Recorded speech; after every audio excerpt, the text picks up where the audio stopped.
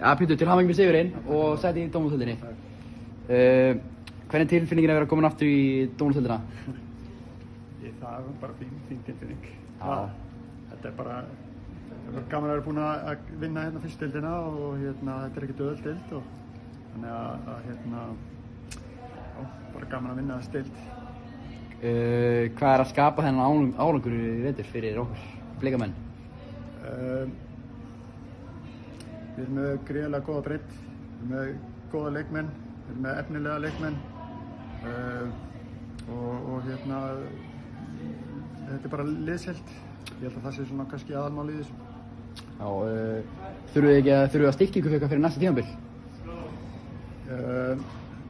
Mér finnst það nú vera eitthvað líklegt sko, en það er ekkert byrjað að spá í það.